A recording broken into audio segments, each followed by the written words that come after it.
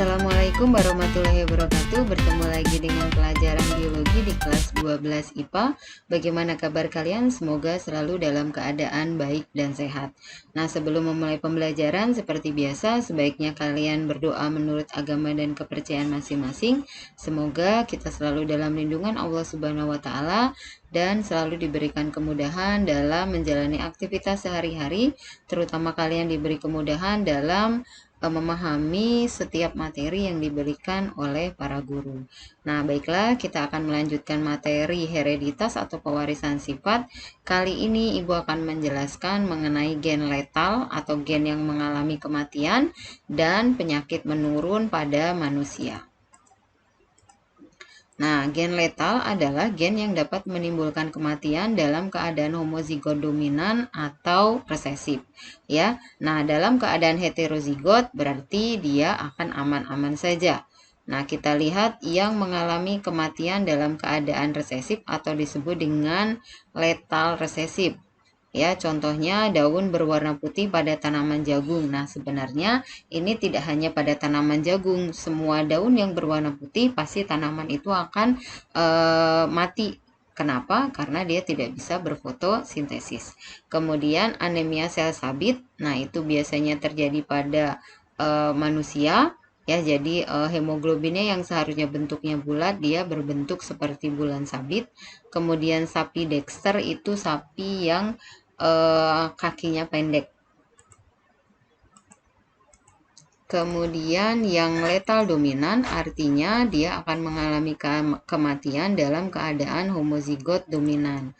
Contohnya adalah ayam creeper, yaitu ayam yang tubuhnya normal tetapi kakinya pendek.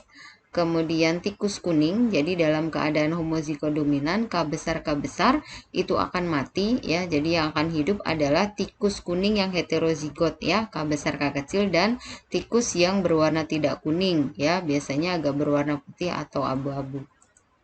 Kemudian brachidaktili adalah tulang ibu jari pendek dan tumbuh menyatu, ya. Ini juga dapat menyebabkan kematian dalam keadaan homozigot dominan. Kemudian talasemia. Nah, talasemia itu juga dalam keadaan homozigot dominan di mana sel darah merah yang seharusnya bentuknya bulat menjadi berbentuk lonjong. Kemudian kita lihat contoh, ya, pada penyilangannya. Pada sapi gen D dalam keadaan homozigot dominan menghasilkan kaki normal.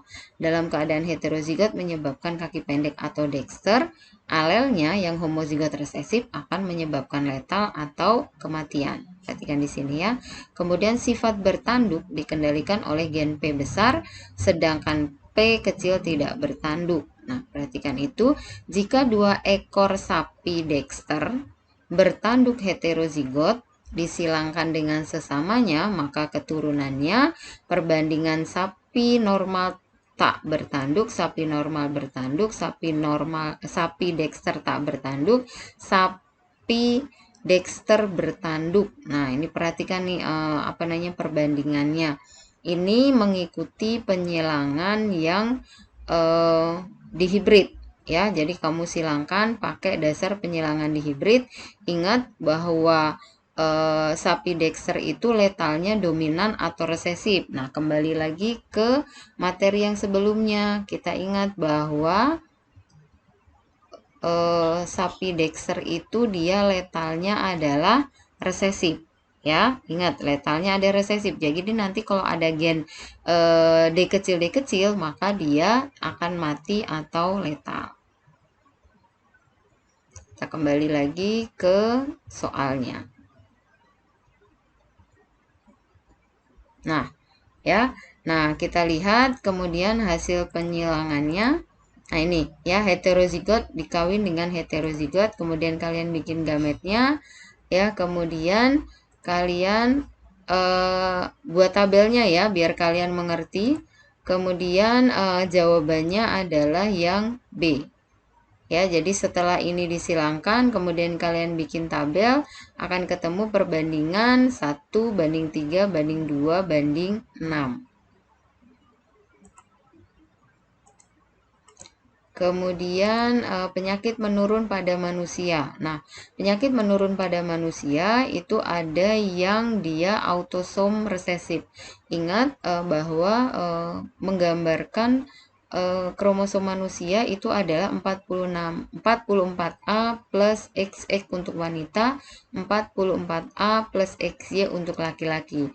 Jika gen yang menimbulkan kelainan atau penyakit menurun itu pada autosomnya atau 44 itu adalah autosom ya. Kemudian kalau dia terdapat pada XX atau XY berarti dia terdapat pada kromosom seksnya.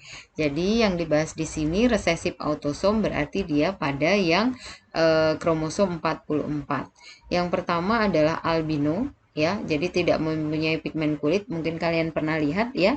Nah, jadi itu dalam keadaan homozigot resesif.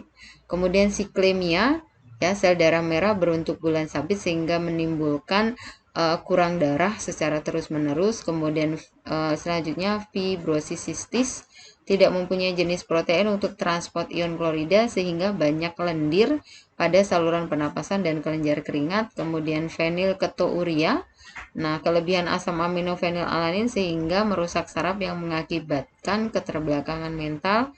Seroderma pigmentosum, kulit terkena sinar matahari akan mengakibatkan kanker kulit, jadi iritasi kulit yang berlebihan.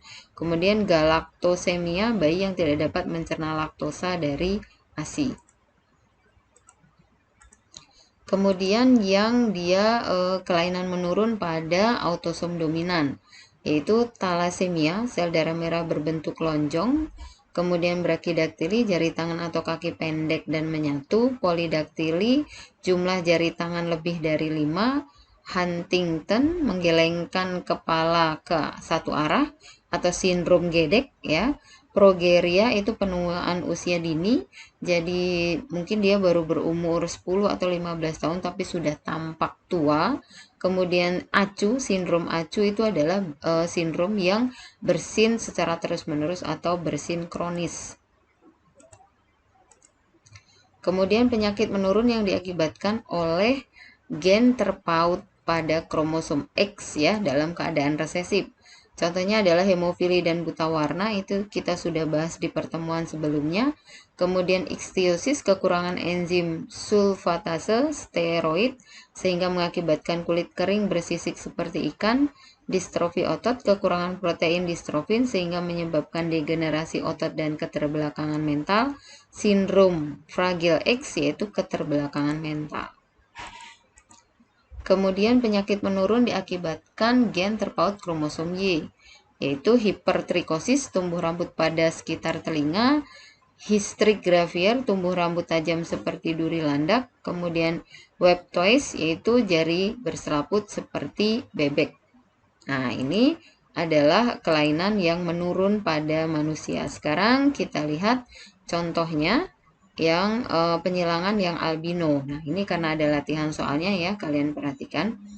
Pria albino menikah dengan wanita normal yang ayahnya albino. Nah, wanita normal yang ayahnya albino pasti wanita ini adalah heterozigot.